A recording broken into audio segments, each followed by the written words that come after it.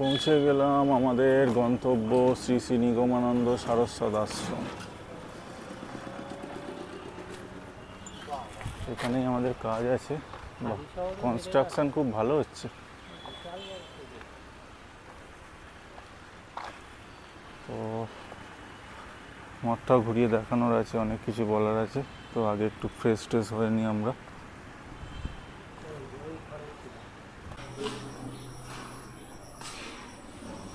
আমরা এখন চান করে ফ্রেশ হয়ে টিফিন করতে যাচ্ছি। এটা হচ্ছে কি রন্ধনশালা।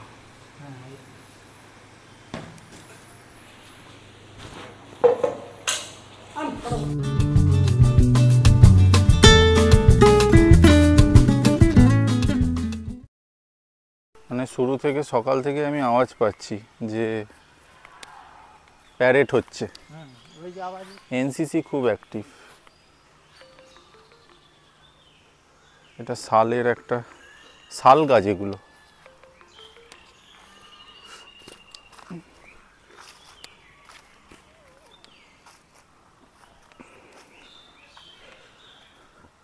টিফিন সেরে একটু আশেপাশে ঘুরে দেখতে বেরোলাম।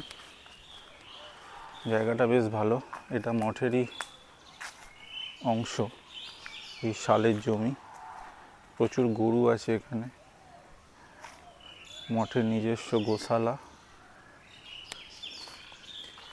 এখানে এই নিগমানন্দ সেবাশ্রমের একটা বিশেষত্ব হচ্ছে এই দিনহাটা আশ্রমে এখানে প্রচুর দুস্থ বাচ্চারা, অনাথ শিশুরা এখানে থাকে, পড়াশোনা করে, তাদের ভরণ পোষণ হয়। তাদের মধ্যে কারোর বাবা মা চা বাগানের শ্রমিক, কেউ হয়তো বাচ্চাকে কোথাও ছেড়ে রেখে চলে গেছে। আশ্রম কিন্তু তার দায়িত্ব নিয়ে তাদের লেখাপড়া করানো আমরা দেখলাম। বেশ প্রায় 20-25 জন বাচ্চা এখানে রয়েছে। তারা পড়াশোনা করছে এবং তারা এই আশ্রমেরই অংশ।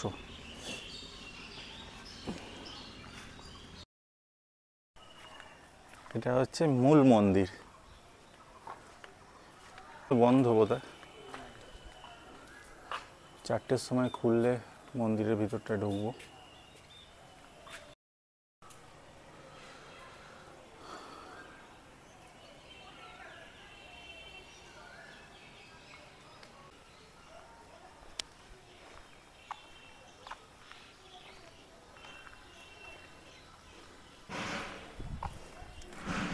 সিদ্ধানন্দ ভবন, এই দূরে টিনের যে বিল্ডিংটা রয়েছে, টিনের চালওয়ালা, এইটাতেই বাচ্চারা থাকে।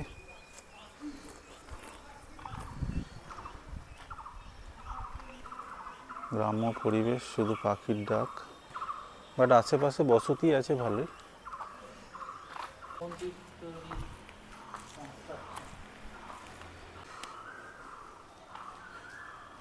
বড় কনস্ট্রাকশন।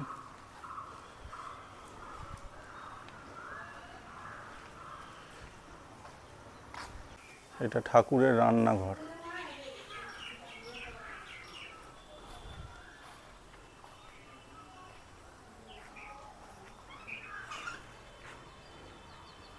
শ্রী নটবর ব্রহ্মচারী স্মৃতি মন্দির।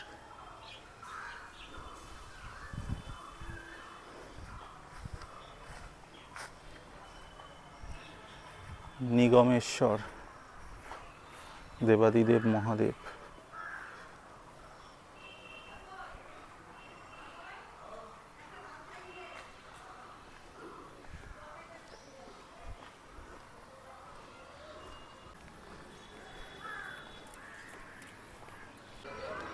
নিগমনগর সারস্বত বিদ্যালয়।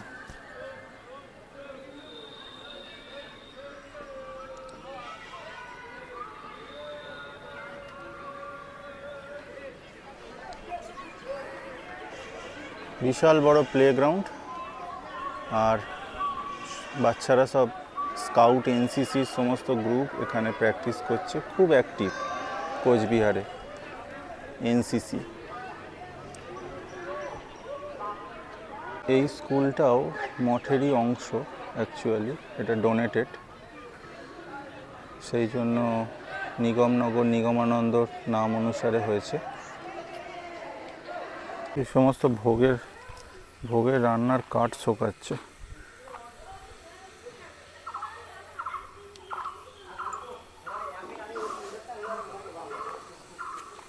নতুন মন্দিরটা হচ্ছে, এই মন্দিরটা কিন্তু দেখার মতো হবে যখন হবে কমপ্লিট।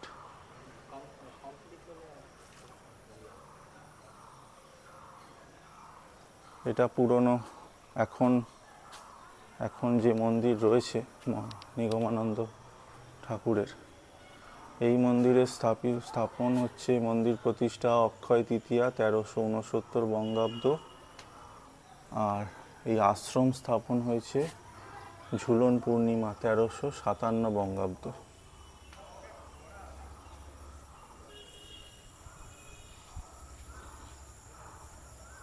শ্রীযুক্ত কৃষ্ণমোহন রায় সরকার প্রদত্ত এই ভূমি।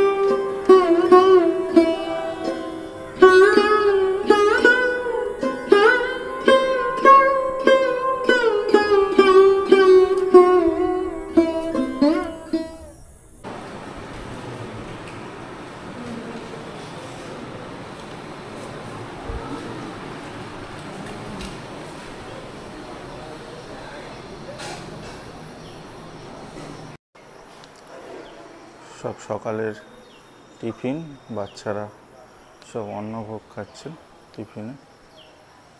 আমরাও জাস্ট এই সকালের খাবার শেষ করে এবার আজকে আমরা বেরিয়ে যাব এখান থেকে। দুপুরে 2:30টার সময় দিনহাটা স্টেশনে পৌঁছতে হবে। তো একটা 15-20-র মধ্যে বেরোবো।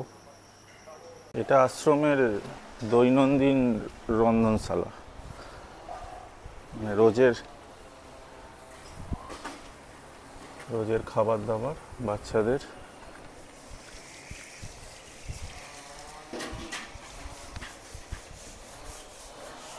আর কোনো বড় অনুষ্ঠানে এইখানে তার রান্নার আয়োজন বিশাল করা, মোটামুটি 1 মানুষ সমান করা। আরও কয়েকটা যা করা দেখলাম। এই হচ্ছে আশ্রমের গোশালা। সব গরু এখন বাইরে চড়ছে। এখানে সবার মাথার ওপর ফ্যান। প্রতিদিন এই বাচ্চাদের রাতে ডিনারে 1 গ্লাস করে গরম গরুর দুধ দেওয়া হয় এবং সমস্ত মঠের যা ঠাকুরের প্রসাদ পায়েস সব কিছুই খাঁটি গরুর দুধেই হয়। পিছন দিকে জমিতে চাষ, সেখানে আলু, বিভিন্ন শাকসবজি।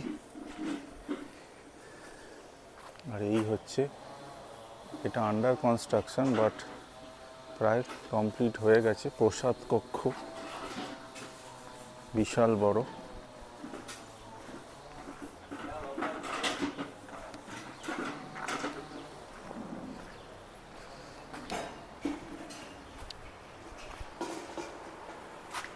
আপাতত টেম্পোরারি সমস্ত ফ্যান লাগানো আছে, মানে অ্যাট এ টাইম বোধহয় 1000-1200 লোক একসাথে বসে খেতে পারবে। এই কড়াগুলো একবার দেখো, মোটামুটি একজন বড় মানুষ ডুব গেলে স্নান করে নিতে পারবে, এত বড়। ঠাকুরের জন্মতিথিতে এখানে, মানে রাখি পূর্ণিমার দিন এখানে মেন উৎসব, তখন একদিনে 25,000 লোক এখানে ভোগ খায়। সেই সময় এই সব কড়ায় রান্না হয়। আর এই পিছন দিকে হচ্ছে সেই বাউন্ডারি পর্যন্ত আশ্রমের জমি, এখানে চাষ হয় আলু, বিভিন্ন শাকসবজি, আর এইতেই ডেলি ভোগের রান্না, বাচ্চাদের খাওয়া দাওয়া সব কিছু। এইসব গরু, গোশালা ফাঁকা, এখন গরু এইখানে চড়ছে। এইখানে স্টোর করে রাখা রয়েছে গরুর খড়। আর এই পিছন দিক থেকে সেই শালবনের এন্ড পর্যন্ত আশ্রমের জমি। শরীর মন সব ভালো থাকে। ওই ঘরে বসে ছেলের বউয়ের ঝামটা শোনার থেকে আশ্রমে নিজের মতো আছে সবাই।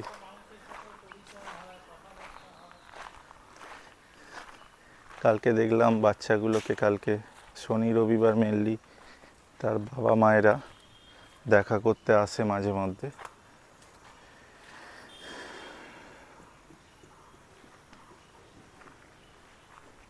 এই জায়গা থেকে আমরা আজকে বেরিয়ে যাব। আমরা যাব নেক্সট ময়নাগুড়ি, মানে যেটা নিগমানন্দ জলপাইগুড়ি আশ্রম।